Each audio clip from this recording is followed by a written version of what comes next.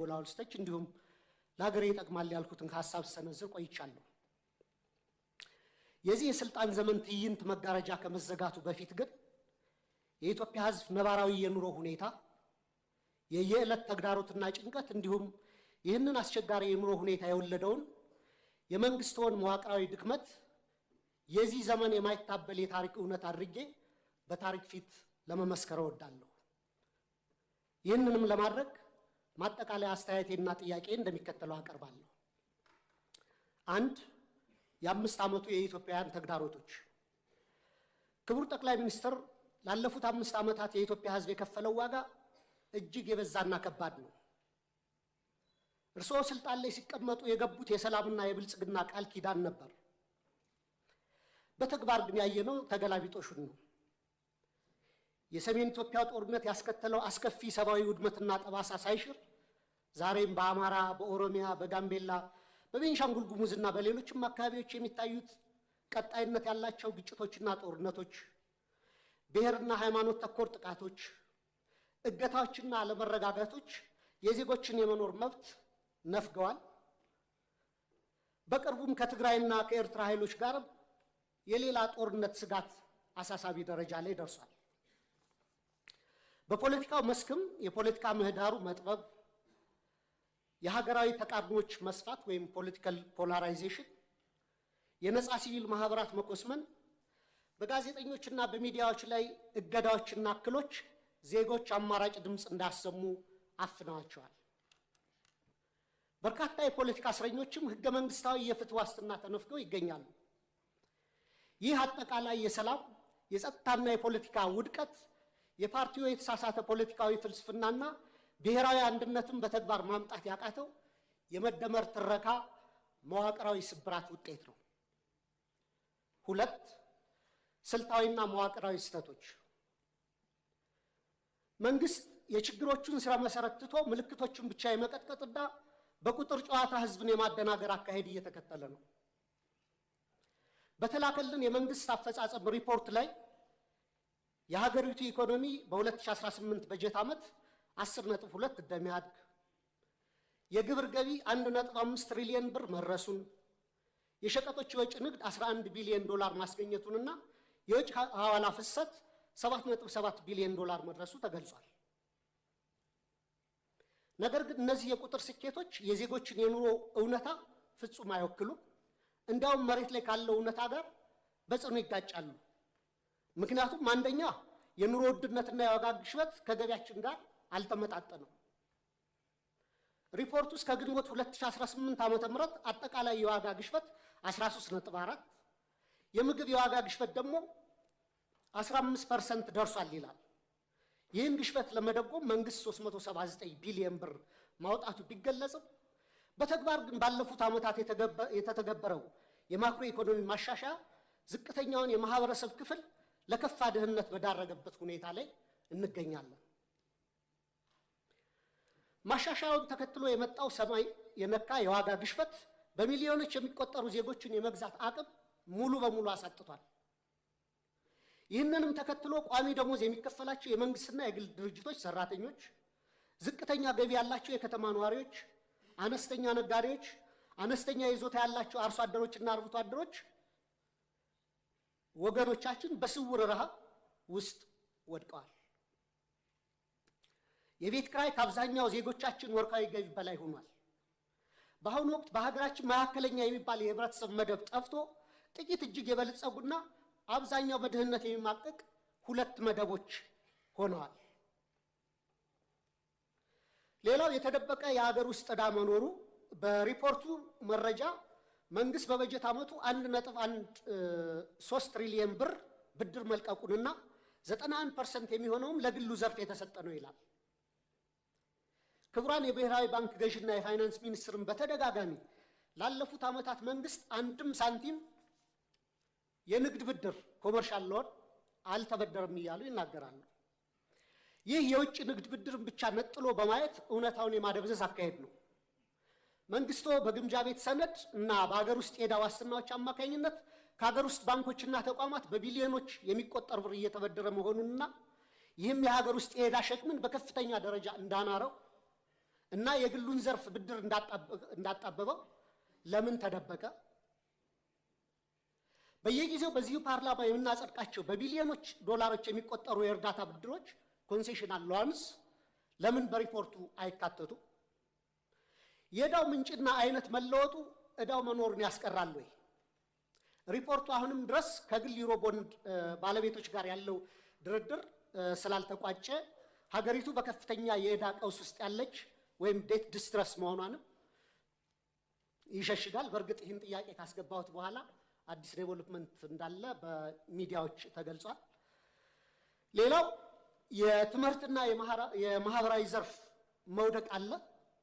በሪፖርቱ ላይ 26 ቢሊዮን ተማሪዎች መመዝገባቸው በስፋት ቢወራም የ12ኛ ክፍል ማጠናቀቂያ ፈተና ከወሰዱ ተማሪዎች መካከል 50% እና ከዚያ በላይ ማምጣት የቻሉት 8.7% ወይም 50 ሺህ ተማሪዎች ብቻ ናቸው። ይህም የመንግስታዊን የትምህርት ጥራት መዋቅራዊ ኪሳራ የሚያሳይ ነው። ክቡር ጠቅላይ ሚኒስትር 58.7% የማለፍ ምጣኔ በየትኛውም ዓለም ታይቶ የማይታወቅ ወይም 92% የመውደቅ ምጣኔ ከፍተኛ የትውልድ ብክነት ወይም ጀነሬሽናል ካታስትሮፊ ነው። እኔ የህይወቴን ግማሽ ጊዜ በማስተማር ነው ያሳለፍኩት በተለያዩ ደረጃዎች እና ኮመንሊ የሚባል አባባል አለ። መምህሩ ፈተና አውጥቶ ተማሪዎችን ማሳለፍ ካልቻለና ከወደቁ የወደቀው መምህሩ ነው የሚል ኮመን አባባል አለ በእኛ በአስተማሪዎች ዘንድና ይህን ያክል 92% የመውደቅ ምጣኔ ካለ እኔ ወድቋል ብዬ ማስበው ትምህርት ሚኒስቴር ነው።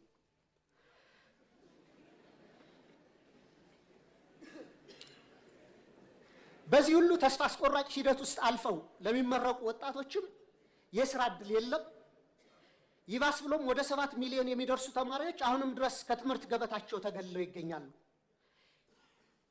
ይህ 7 ሚሊዮን አሃዝ ከ20 በላይ የአፍሪካ ሀገራት እያንዳንዳቸው ካላቸው አጠቃላይ የህዝብ ቁጥር በላይ መሆኑንም ልብ ይሏል። ሌላው የሰብአዊ ቀውሶች ትኩረት አለመሰጠቱ ነው። መንግስቱ የመረጃ ማጥራት ስራ ሰርቻለሁ በሚል ሰበብ የሰብአዊ ድጋፍ ፈላጊዎች ቁጥር ከ27 ሚሊዮን ወደ 2.3 ሚሊዮን ወርዷል ይላል። ነገር ግን መሬት ላይ በጦርነትና በድርቅ ምክንያት የተፈናቀሉ፣ የዕለት ደራሽ እርዳታ ያጡ፣ ለቤተሰቦቻቸው ፍጆታ በቂ ምርት የማያመርቱ በሚሊዮን የሚቆጠሩ ዜጎች እያሉን ይህንን ቁጥር ወደ 2.3 ሚሊዮን ዝቅ አድርጎ ማቅረብ ፖለቲካዊ ቁጥር ማሳመር እንጂ የዜጎችን ነባራዊ ህይወት በተጨባጭ የሚያሳይ አይመስለኝም። እንደ WFP፣ ፋኦ፣ ፋሚን ኢርሊ ዋርኒንግ ኔትወርክ የሚያስቀምጡት ዝቅተኛ ግምት ከ15.8 እስከ 21.4 ሚሊዮን ኢትዮጵያ ከፍተኛ የምግብ እጥረት ውስጥ እንደሚገኙ ነው።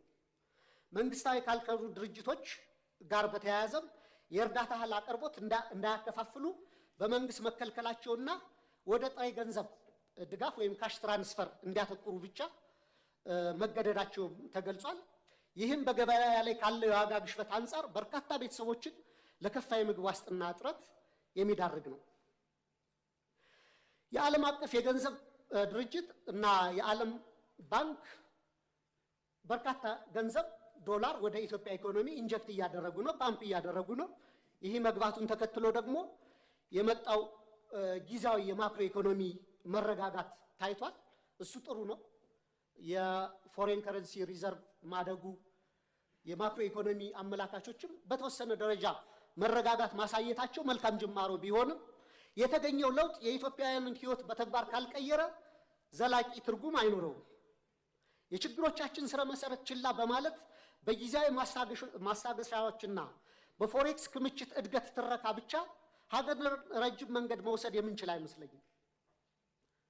3 የመፍትሄ ሐሳቦች። ክቡር ጠቅላይ ሚኒስትር፣ እኔ በተደጋጋሚ ለማሳየት እንደሞከርኩት ለሀገራችን ዘላቂ ሰላምና መረጋጋት፣ ብሔራዊ ደህንነትና ልማት የሚከተሉት 3 መፍትሄዎች ዛሬም በመጨረሻ ቀን ደጋግሜ ማቅረብ እፈልጋለሁ። 1 እውነተኛ ብሔራዊ ውይይትና የፖለቲካል መፍትሄ ፖለቲካል ሴትልመንት መድረስ አለብን። በብሔራዊ ምክክር አጀንዳ ማሰባሰብ ሂደት ከ200 ሺህ በላይ ዜጎች ተሳትፈውባታል የተባለለት ሂደት ሐምሌ 2008 ጀምሮ ሀገራዊ ምክክር ጉባኤው እንደሚካሄድ ተገልጿል። ይህንን አንደኛ ከመንግስት የፖለቲካ ተጽዕኖ ሙሉ በሙሉ ነፃ ማድረግ፣ ሁለተኛ አሁንም ተቻኩለን ሂደቱን ለመጨረስ ከምንሯሯጥ ይልቅ ሁሉንም የታጠቁና ያልታጠቁ የፖለቲካ ኃይሎችን ያካተተ እውነተኛ የምክክር ሂደት ማድረግ ያስፈልጋል ብዬ አስባለሁ። ሀገራችን እግር ከወርች አስረው የያዟትን የፖለቲካ ቅራኔዎች በዘላቂነት ለመፍታት ወደ ነፃና ፍትሃዊ የሽግግር ሂደት ትራንዚሽናል ጀስቲስ ሂደት ማምራትና ሁሉን አቀፍ ሀገራዊ እርቅ ማውረድ ብቸኛው መውጫ መንገዳችን ነው። የታጠቁ ኃይሎች ውጊያ በቀጠሉበት ሁኔታ የሚካሄድ የምክክር ሂደቱ በተጠናቀቀ ማግስት የእርስ በርስ ጦርነቱ ከቀጠለ የምክክር ሂደቱ ከፍተኛ የገንዘብና ጊዜ ባከነበት ትርጉም የለሽ ሂደት ሆኖ እንደ ማንነትና ወሰን እንዲሁም እንደ ብሔራዊ እርቀ ሰላም ኮሚሽኖች ያለ ውጤት ይበተናል። ሁለት ሁሉን አሳታፊ ህገ መንግስታዊ ማሻሻያና እውነተኛ ፌዴራላዊ ስርዓት ማቆም ያስፈልጋል። ሁሉም ዜጎች እኔ ነው የሚሉት ህገ መንግስት እንዲኖረን የህገ መንግስት ማሻሻያ ማድረግ፣ ውሳኔዎችን ከአንድ ማዕከል በኃይል ከመጫን በመውጣት የክልሎችን የራስን ዕድል በራስ የማስተዳደር መብት ሙሉ በሙሉ የሚያከብር ነገር ግን ሀገራችንን ከብሔር መከፋፈል ወይም ባልካናይዜሽን የሚያወጣና ሀገራዊ እድገትን የሚያሰፍን ሚዛናዊ የስልጣን ክፍፍል መፍጠር፣ የሀብት ክፍፍሉንና ፊዚካል ፌዴራሊዝሙን የፈጠሩት የሀብትና የልማት ኢፍትሐዊነትንም ማረም ያስፈልጋል። የሀገር ውስጥ የምርት መነቃቃትና ማህበራዊ ዋስትናንም ማጠናከር ይገባናል።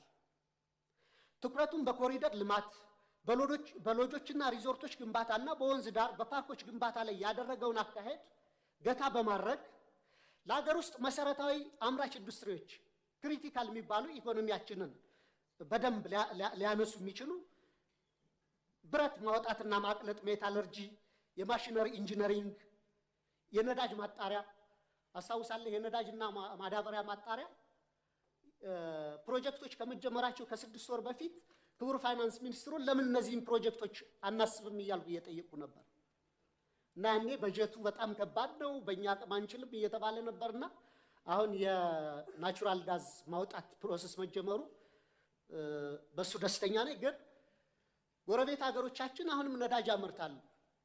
ከነዚህ ሀገሮች ገዝተን አጣርተን ባይ ፕሮዳክቱንም የመጠቀም የሀገራችንን የነዳጅ ፍጆታ ከመሸፈን አልፈን ለጎረቤት ሀገሮች መላክ ስለምንችል በደርግ ጊዜ ተደርጎ ስለነበር አሁንም የነዳጅ ማጣሪያ እንዲታሰብበት፣ የማዳበሪያ ፋብሪካም ጠይቄ ነበር። የዩሪያው መጀመሩ በጎ ነው። የዳፕ ማዳበሪያ ፋብሪካ ማሰብ መጀመር አለብን። የፋርማሲውቲካል ኮምፕሌክስ፣ ምግብ ዘይት፣ ቴክስታይል ወዘተ እነዚህ ፋብሪካዎች ላይ መስራት ያስፈልገናል። እንደ ባቡር፣ ሀገር አቋራጭ የፍጥነት መንገዶችና የኃይል ግንባታ፣ ለመስኖ መጠጥና ለተለያዩ አገልግሎቶች የሚውሉ መልቲፐርፐስ ግድቦች፣ ዘመናዊ ግብርና፣ የመኖሪያ ቤቶች ግንባታና ለምግብ ዋስትናና ለድሆች የሚሆን ጠንካራ ማህበራዊ የደህንነት መረብ መዘርጋትም በቀጣይ ሊታሰብበት ይገባል። በመጨረሻም ጥያቄ መንግስቱ ላለፉት 5 ዓመታት ሲከተለው የቆየውን የፖለቲካ ችግሮችን በኃይል ከመፍታት ወደ ሰለጠነ የፖለቲካ ድርድር በመሻገር ሀገራዊ አቅምን የበሉትን የትጥቅ ግጭቶች በዘላቂነት ለመቋጨት ሁሉንም የታጠቁ ኃይሎች የሚጋብዝበት እውነተኛና አካታች የፖለቲካ ድርድር ለማድረግ እንዲሁም የህዝቡን መሰረታዊ ህልውናና የኑሮ ዋስትና ለማረጋገጥ የሚወስዱት በተግባር የሚለካ ግልጽ የሰላም የጊዜ ሰሌዳ ለማዘጋጀት ያለውን ቁርጠኝነት ቢያብራሩልን። የኢትዮጵያ ህዝብ በአዲሱ 2019 ዓ.ም በተግባር ሊያዩ የሚችለው ተጨባጭ ተስፋ ምን እንደሆነም እንዲያስረዱ ጠይቃለሁ። በጣም አመሰግናለሁ።